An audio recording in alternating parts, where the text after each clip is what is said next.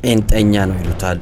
በራስ የመተማመን አቅሙ ይለያል። ግዙፍ ነው ደግሞ እነ ፑቲንን ጭምር ቁልቁል የሚያይ በጣም ይበራ ፊት፣ ነገር ግን ትንሽ ፈገግታ ብቻ ያለው ቆፍጣና መሪ፣ ደግሞም ኃይለኛ ተናጋሪ ነው። ራሱን እንደ ህዝብ ሰው ነው የሚያየው። ልብሱ ሳይቀይር አገር የቀየረው መሪ፣ የስላው የቡርኪና ፋሶ ልዑል፣ ከባንዲራው ፊት የሚቀመጥ ወጣቱ ወታደራዊ መኮንን፣ ካፒቴኑ የምዕራባውያንና የቀኝ ግዛት አጥብቆ አውጋዥ፣ የአፍሪካ አንድነት እንቅስቃሴን አቀንቃኝ። ሰውየው ጥንቁቅ ናቸው። ሚስቱንና ልጆቹን ፈጽሞ ለሚዲያ አያሳይም። ኳስ ማየት ብቻ ያዘወትራል። የዓለማችን በእድሜ ትንሹ መሪ ነበር። ሰዎችን ጓንት ሲያጠልቅ በፍጹም በእጁ አይጨብጣቸውም። ትራውሬ ከኡጋዲጎ ዩኒቨርሲቲ በጂኦሎጂ በክብር ነው የተመረቀው። ሱፍ መልበስ አይወድም። የትም ቦታ ቢሄድ ወታደራዊ ልብሶች መልበስ ያዘወትራል። የቡርኪናን ባህል የሚያንጸባርቅ እንዲሆንም አድርጓል። ፈረንሳይኛ ቋንቋ የቡርኪናውያን የብሔራዊ ቋንቋ እንዳይሆን አግዷል። በማህበራዊ ሚዲያው በየወሬው ማዕዱ ከአፍሪካ ቀንድ እስከ ምዕራብ ዳርቻ ድረስ እንደ ሰደድ እሳት የሚነገረው ስም ኢብራሂም ትራውሬ፣ የቡርኪና ፋሶ ወጣቱ መሪ፣ ካፒቴኑ። አዎ ዓለም ስለሱ አንድ ነገር ሳይል አይውልም። አፍሪካውያን ስለሱ በየቀኑ በአይነ ቁራኛ ይከታተላሉ። ይህ ሰው ግን ማን ነው? ከየትስ መጣ? ለምንድነው የአህጉሪቱን ትኩረት እንደ ማግኔት የሳበው? ሰውዬው በፖለቲካ ፓርቲዎች የሽኩቻ ምንጣፍ ላይ ተንከባሉ አልመጣም። እኔን ከመረጣችሁ ይህን አደርግላችኋለሁ ብሎ ቃላት ሽንገላና ድለላንም አላባከነም። ከሀብታም ቤተሰብ ተወልዶ በብር ማንኪያ አልጎረሰም። የሶፋ ላይ ድንክ ውሾችን ታቅፎ ቅንጡ ኬክ አልቆረሰም። ሰውየው ከድሆች ወገን ነው። ለዚያውም ከወታደራዊ ካምፕ እምብርት። በ2022 መገባደጃ ላይ ሀገሩ ቡርኪና ፋሶ በእስላማዊ ጽንፈኞች ስትታመስ፣ ህዝብ በየቀኑ ሲረግፍ፣ መንግስት አቅመ ቢስ ሆኖ ሲታይ፣ በመፈንቅለ መንግስት የመጣው የቀድሞ መሪ ሌተናል ኮሎኔል ዳሚባ መፍትሄ አጥቶ ሲባክን፣ ይህኔ ነገሩ ያላማራቸው ካፒቴን ትራውሬና ጥቂት ጓዶቹ ይህ ነገር መቆም አለበት አሉ። እንደ መብረቅ ብልጭታ በሀገሪቱ ሁለተኛ መፈንቅለ መንግስት በዚሁ ዓመት ተካሄደ። በሰላሳዎቹ አጋማሽ ላይ የሚገኘው ወጣቱ መኮንን የዓለማችን ወጣት መሪዎች አንዱ ሆኖ የቡርኪና ፋሶን መሪነት ጨበጠ። ቡርኪና ፋሶ ስትባል ከአቧራማ መንገዶችና ከቀይ ምድሯ ባሻገር እንደ ነጎድጓድ ስሙ ከፍ ብሎ የሚጮኸው ያ ቶማስ ሳንካራ፣ ያ በ1980ዎቹ ቀና ብለህ ተራመድ አፍሪካዊ ሲል የነጻነት ችቦ የለኮሰው፣ ለሀገሩ የቅኖች ምድር ቡርኪና ፋሶ የሚል ስያሜ የሰጠው፣ በአጭር ጊዜ ውስጥ ህዝቡ ለልማት ያነሳሳው፣ ነገር ግን በምዕራባውያን በውስጥ ባንዶች ሴራ በ37 ዓመቱ የተገደለው ያ ድንቅ መሪ። አዎ የሱን ቁጭት ይዞ አንድ ወጣት ዳግም ብቅ ብሏል። ዛሬ ብዙዎች ትራውሬን ሲያዩ የሳንካራን መንፈስ፣ የሳንካራን ጥላ ያዩበታል። ያቺ ቀይ ውትድርና ኮፍያ፣ ያ የወታደራዊ ልብስ፣ ያ ስለ ሀገር ፍቅርና ለዋላዊነት የሚናገረው ጠንካራ አንደበት፣ ያ በህልም ብቻ የቀረው ትልቅ ሐሳብ፣ ያ የመላው ጥቁር ህዝቦች ቁጭት ሳንካራ ዳግም በአዲስ ትውልድ ውስጥ ተነሳ። ብዙዎች እንደ ሌሎች አፍሪካ መሪዎች ስልጣን ከያዘ በኋላ ያ ዙፋን ይቀይሮ ይሆን ደግሞ ብለው ቢሰጉም፣ ልጁ ግን ወይ ፍንክች። ትራውሬ ስልጣን እንደያዘ ዝም ብሎ መንበሩን አላደመቀም። በፍጹም መጀመሪያ እርምጃው የምዕራባውያንን በተለይ የቀድሞውን ቅኝ ግዛት ፈረንሳይን የአሻንጉሊት ገመድ መበጣጠስ ነበር። የፈረንሳይ ጦር ከሀገር ይውጣ አለ ደረቱን ነፍቶ። የውጭ ጣልቃ ገብነት በቃ አለ። ፍራንክ አፍሪክ የሚባለውን አፍሪካን በኢኮኖሚና በፖለቲካ ጥገኛ የሚያደርገውን የኒዮኮሎናሊዝም ሰንሰለት ለመበጣጠስ ቆርጦ ተነሳ። በዳዊት ልብ ግዙፉን ጎልያድን በትንሽ ተጠር ተፋለመ። ቀጠለም የሀገሬን ወርቅና ማዕድን እኔው ልቆጣጠር፣ ሀብቴን ለህዝብ ሲል አወጀ።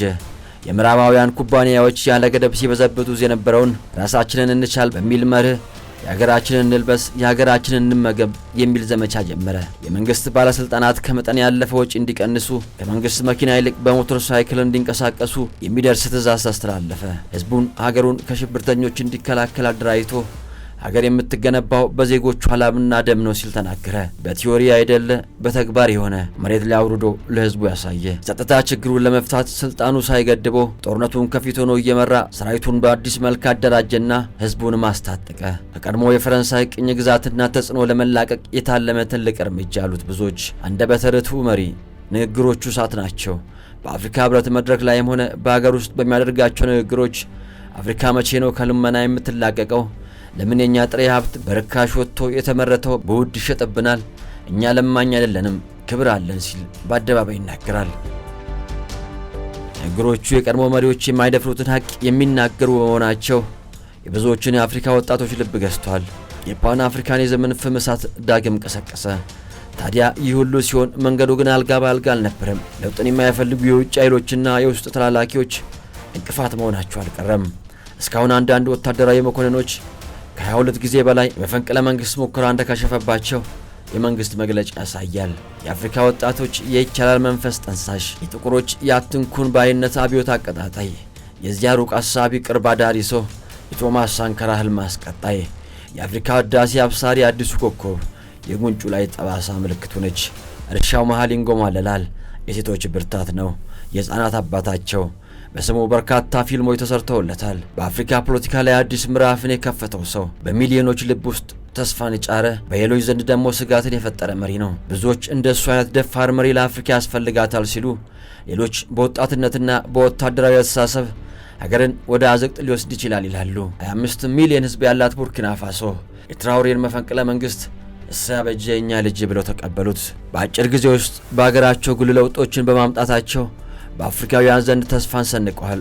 ሰውየው በተለይም ወጣቶች ለሀገራቸው የተሻለ የወደፊት ጊዜ ለመፍጠር ቁርጠኛ እንዲሆኑ እርሾ ነስንሰዋል። በኬንያ፣ በሴኔጋል፣ በናይጄሪያ እና በሌሎች አፍሪካ ሀገራት የሚገኙ ዜጎች የገዛ ሀገራቸውን መሪ ትተው የቡርኪና ፋሶን ፕሬዝዳንት ትራውሬን በግድግዳ በመኪናና በአውቶቡስ ላይ አጉልቶ ማሳየት ከጀመሩ አፍሪካውያን ምን ያህል ጥሩ መሪ እንድናፈቃቸው በጉል አሳይተዋል አሉ። በእድሜ ጠገብ መሪዎች ለሚመሩ ሀገራት ማንቂያ ደውላቸው ነው። የአፍሪካ ወጣቶች የመቻል ማሳያም ጭምር ነው። ኢብራሂም ትራውሬ በፕሬዝዳንትነት የ2 ዓመት ዘመናቸው ብቻ የቡርኪና ፋሶን የሀገር ውስጥ ምርት መጠንን በግምት ከ18.8 ቢሊዮን ዶላር ወደ 22.1 ቢሊዮን ዶላር አሳድገዋል። የሚኒስትሮችና የፓርላማ አባላትን ደሞዝ በ30% ቀንሰው የመንግስት ሰራተኛውን በ50% አሳድገዋል። የቡርኪና ፋሶን ሀገር ውስጥ ዕዳ ከፍለዋል። በሀገር ውስጥ የመጀመሪያውን 2 የቲማቲም ማቀነባበሪያ ፋብሪካዎችን ተክለዋል። የቡርኪና ፋሶ ጥሬ ወርቅን ወደ አውሮፓ እንዳይላክ አስቆሙ። የቡርኪና ፋሶ ሁለተኛውን የጥጥ ማቀነባበሪያ ፋብሪካ ገንብቷል። የብሪታንያ ዊግና ካባዎችን እንዳይለበሱ ከልክለዋል። የቡርኪናቤዎች ባህላዊ አለባበስን አስተዋውቋል። የፈረንሳይ ወታደራዊ እንቅስቃሴዎችን ከሀገራቸው አስወግደዋል። በቡርኪና ፋሶ ውስጥ የፈረንሳይ ሚዲያዎችን አግደዋል። የፈረንሳይን ወታደራዊ ኃይሎችን ከቡርኪና ፋሶ አስወጡ። ሰውየው ትራውሬ የመሪነትን ደረጃ እየሰቀሉ ነው እየተባለላቸው ይገኛል። አፍሪካም እያየች አሜሪካም እየሰማች በሁሉም የመንግስት ሆስፒታል ሴቶች ያለምንም ክፍያ በነጻ ልጅ እንዲወልዱ አድርገዋል። እኔ የተወለድኩት ከሴት ልጅ ነው። ሴት ልጅ ህይወትን ወደዚች ምድር ለማምጣት ብዙ ክፍያ ስትጠየቅ ማየት አልፈልግም። ድሃ እናቴ እኔን ለመውለድ በሚከፈል ክፍያ ምክንያት እኔን ልታጣ ነበር። ፈጣሪ ባይፈቅድ ኖሮ እኔም በህይወት የለሁም ነበር። ዛሬም የዚች ሀገር ፕሬዝዳንት አልሆንም ነበር። ስለዚህ ህይወትን የምትሰጥ እናት ለሆስፒታል መክፈል የለባትም አሉ። ቡርኪና ፋሶን በሽግግር ፕሬዝዳንት እየመሩ የሚገኙት ወጣቱ ኢብራሂም ትራውሬ በዝቅተኛ የኑሮ ደረጃ ለሚገኙና ቤት ለሌላቸው ቡርኪናቤዎች ነጻ ቤቶችን መገንባት ጀምረዋል። ሁሉም መሰረታዊ ፍላጎቶች የተሟላላቸው የመኖሪያ ቤት ለዜጎች ለማድረስ በ2030 እያንዳንዱ የቡርኪና ፋሶ ህዝብ የቤት ባለቤት ለማድረግ ራዕይ ይዘው እየሰሩም ይገኛሉ። ትራውሬ በ2 ዓመታት የስልጣን ዘመናቸው ቡርኪና ፋሶ ከነበረባት ዕዳ ሙሉ በሙሉ ያላቀቁ ሲሆን በኤሌክትሪክና በፀሐይ ብርሃን ቻርጅ የሚያደርጉ መኪኖችን ማምረት፣ በቱሪዝምና በሌሎች ዘርፎች ከ9 በላይ ግዙፍ ሜጋ ፕሮጀክቶችን አስገብቷል። የሊን በተባለው ፕሮጀክት ደግሞ 1 ሚሊዮን መብራት አይቶ ለማያውቁ ዜጎች መብራት ተጠቃሚ የሚያደርግና ቡርኪኒዝም የተባለ የሀገሪቱን ኢኮኖሚ ጥገኝነት የሚያላቅቅ ብሔራዊ ባንክንም አቋቁሟል። የኮካኮላ ካምፓኒ 12 ትሪሊየን ብር በማውጣት ከ10 ሺህ በላይ ቡርኪና ፋሶውያን የሥራ ዕድልን በመፍጠር ካምፓኒውን በቡርኪና ፋሶ አቋቁሟል። ትራውሬ የጀመራቸው ግዙፍ ፕሮጀክቶች በምርታማነት፣ በደህንነት፣ በሥራ ፈጠራ እየፈጸማቸው የሚገኛቸው ተግባራት ዓለምን እያስገረሙ ይገኛሉ። እዚህ ሀገር የእርሻ መሳሪያዎች ለዜጎች በነፃ ነው የሚቀርብላቸው። ትራውሬ ከ104 ቢሊዮን ገንዘብ ወጪ በማድረግ ለገበሬዎች፣ ለአርሶ አደሮችና ለአርብቶ አደሮች የጭነት መኪኖችን፣ የሞተር ሳይክሎችን፣ ትራክተሮችን፣ ክሬሸር እንስሳት መድኃኒቶችን፣ የሞተር ፓምፖችን፣ የማዕድን ማዳበሪያና ሌሎች ግብዓቶችን አስረክበዋል። ወጣቱ መሪ አሁንም ማስደመሙን ቀጥሏል። ትራውሬ በቡርኪና ፋሶ 100% ነፃ የትምህርት ዕድል እንዲሰጥ አድርጓል። ቡርኪና ፋሶን ከአንደኛ ደረጃ እስከ ከፍተኛ ትምህርት ድረስ በሁሉም ደረጃ ሙሉ በሙሉ በነጻ ትምህርት ከሚሰጡ ሀገራት አንዱ አድርጓቸዋል።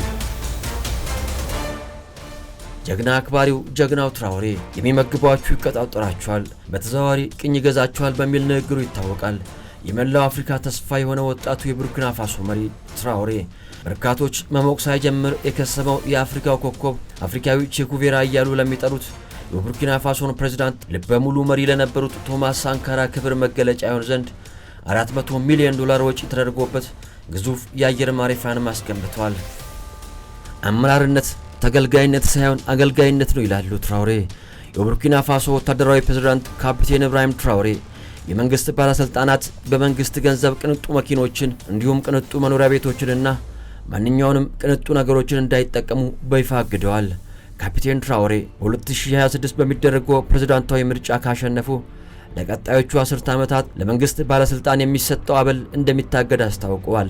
ይህ ገንዘብ ለሚኒስትሮችና ለሌሎች ባለስልጣናት ከመሰጠት ይልቅ ትምህርት ቤቶችን፣ መንገዶችን፣ ሆስፒታሎችንና የዜጎችን ሕይወት በቀጥታ የሚነኩ የማህበረሰብ ፕሮጀክቶችን ለማልማት እንደሚውል አቅጣጫ ጠቁመዋል። ቶማስ ሳንካራ እንዲህ ለማድረግ ሞክሮ ነበር፣ ግን እርሱ የታል? ሞቷል። ገዳፊም ይህን መንገድ ሞክሮታል። ምን አመጣ? ተገደለ እንጂ። እነኚህ ንግግሮች እኛ ላይ ፍርሃት ለመጫን የሚደረጉ ወሬዎች ናቸው አለ ትራኦሬ። ወዲህ ከሀገሬው በክልል ተቧርነው የሌላ ብሔር ተወላጅ ክልሌን ልቀቅልኝ ሲባል፣ ወዲያ ከወደ ቡርኪና ፋሶ ደግሞ በስደት ያላችሁ አፍሪካውያን ወገኖቼ ኑልኝ፣ እኔ ዘንድ ኑሩ፣ ስትመጡም ስትገቡም ቪዛ ያስፈልጋችሁም ስትል በፕሬዝዳንቷ ትራኦሬ በኩል አስተዋወቀች። ወደ ግዛቷ የሚገቡ የትኛውም የአፍሪካ ሀገር ዜጎች የቪዛ ክፍያ ሳያስፈልጋቸው በነጻ መንቀሳቀስ እንዲችሉ አድርጋለች። ቡርኪና ፋሶ በሺዎች የሚቆጠሩ ወጣቶች በቡርኪና ፋሶ ዋና ከተማ ኦጋዱጉን የሚገኘውን አብዮታዊ አደባባይ ተገኝተው ለፕሬዝዳንት ካፒቴን ኢብራሂም ትራኦሬ የአብሮነት ሰልፍ አድርገዋል።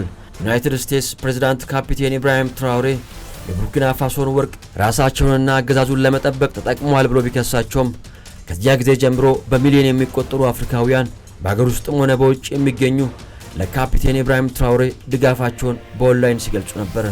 ይህን ተከትሎ የተለያዩ ሀገር ውስጥ የአፍሪካ ሚዲያዎች በዩናይትድ ስቴትስ ላይ ቅሬታቸውን አሰሙ።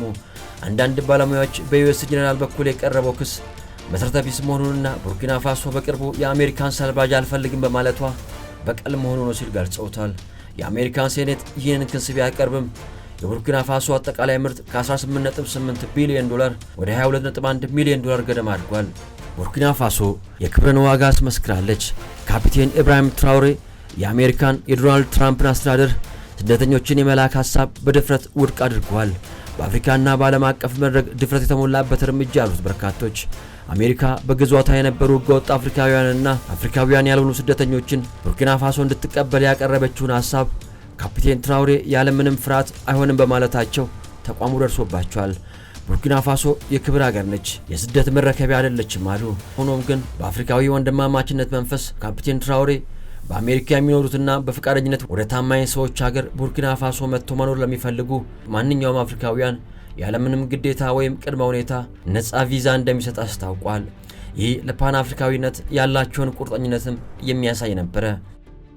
በቡርኪና ፋሶ ዋና ከተማ ኦጋዱጉ በሺዎች የሚቆጠሩ ሰዎች የሽግግሩን ፕሬዝዳንት ኢብራሂም ትራኦሬን በመደገፍ ሰልፍ ወጥቷል። ሰልፈኞች ፊሽካ እየነፉ የዩናይትድ ስቴትስ የአፍሪካ ጦር መሪ ጄኔራል ሚካኤል ላንግሌ በሰጡት አስተያየት ላይ ቁጣቸውን ገልጸዋል። ከአደባባይ ለድጋፍ የወጡት ሰልፈኞች ቡርኪና ፋሶ በማንም ላይ አትደገፍም፣ ነገር ግን ዘረፋን አትታገስም ብለዋል። ሰልፈኞቹ አሜሪካ ካፒቴን ትራኦሬን ለማጥፋት ከፈለገች መጀመሪያ የቡርኪና ፋሶን ሕዝብ ማጥፋት ይጠበቅባቸዋል አሉ። የቡርኪና ፋሶ ዜጎች ፕሬዝዳንት ኢብራሂም ትራኦሬን ለመጠበቅ ማታ ማታ በዋና ዋና አደባባይ ላይ ተኝቶ ማደር ጀመሩ። በአፍሪካውያን ወንድሞቹና እህቶቹ የተደረገለትን እውቅናና ሰልፍ ተከትሎ ኢብራሂም ትራኦሬ በዓለም ዙሪያ ላሉ ደጋፊዎቹ ሁሉ የምስጋና መልእክት አስተላለፈ። በዓለም ዙሪያ ካሉ ሰዎች እያገኙት ያለው ትልቅ ፍቅርና ድጋፍ ብርሃን ሁልጊዜም በጨለማ ላይ ይበራል የሚለውን አረጋግጦልኛል አሉ። ግዙፎቹ ከእንቅልፋቸው ቢነቁ የጠዋት ጸሎታችን ዶሮ ሳይጮህ በምስራቅ ይሰማል አለ። በርካታ ኢብራሂም ትራኦሬን ለማስገደል ሲሰልሉ የነበሩ አሁንም አልተኙለትም። ከሰሞኑ የሀገሪቱ የደህንነት ሚኒስቴር መረጃ ሲያቀብል ተይዟል። 13 ጊዜ የግድያ ሙከራ ተደርጎበት አምልጧል። በራሱ መሪን በራሱ ጠባቂ እንዲገደል የ5 ሚሊዮን ዶላር ገንዘብ ሽልማት ድጋፍ ቢደረግለትም ታማኙ የትራኦሬ ጠባቂ ግን አሻፈረኝ አለ። ትራኦሬን ሲሰማ አፍሪካውያን ለምን እርስ በርስ ለማዋደድ እንደማንችል ልንገራችሁ፣ አፍሪካውያን ስንመለከት ፈጣሪ ከባረካቸው እጅግ ሰላማዊ አህጉሮች ውስጥ አንዷ ነች። አሁን ላይ በመካከላችን የምናያቸው ግጭቶች በዋናነት አውሮፓውያን እርስ በርስ ሲጣሉ አይታችኋል ወይ? እኛን እርስ በርስ የሚያባሉን እነሱ ናቸው እንጂ እኛ አፍሪካውያን ንጹህ ልብ አለን አሉ። ቆፍጣናው ኢብራሂም ትራኦሬ የአገሩ ህዝቦች ሙሉ ድምጽ ይወዱታል ይባልለታል። ኢብራሂም ብሎ አይጠግቡም። ቡርኪና ፋሶዎች ዝቅተኛ ማዕረግ ጄኔራል የሚከፈለውን ክፍያ ብቻ እያገኘ ህዝቡን የለወጠ መሪ። እሱ ለፕሮቶኮል አይጨነቅም፣ ለቤተ መንግስት አይጨነቅም፣ ለመኪናም አይጨነቅም። ልብሱ የኮማንዶ ወታደሮች ልብስ ነው። ብዙ ጊዜ የሚሄደው በእግሩ ነው። የሚኖረው ከሚመራው ህዝብ ጋር ነው። ደፋሩና ቆፍጣናው የአፍሪካ መሪ በአስደማሚ ንግግሩና ድርጊቱ የሚታወቀው ወጣት ዓለምን ማስደመሙን ቀጥሏል። በሁለት ዓመታት ታምር የሰራው መሪ የ37 ዓመቱ ባለግርማ ሞገሱ የቡርኪና ፋሶ ወታደራዊ መሪ ሻምበል ኢብራሂም ትራኦሬ አገሩን ከምዕራባውያን ኢምፔሪያሊዝምና የእጅ አዙር ቅኝ አገዛዝ መዳፍ ውስጥ ለማላቀቅ የቆረጠ የፓን አፍሪካኒስት መሪ፣ ስብናው በጥበብ የተገነባ መልእክቱ በመላው አፍሪካና ከዚያም አልፎ ሲያስተጋባ አድናቂዎቹ አንዳንድ ጊዜ የአፍሪካው ቼኩቬራ ይሉታል። የቶማስ ሳንካራ አብዮት አቀጣጣይ ኢብራሂም ትራኦሬ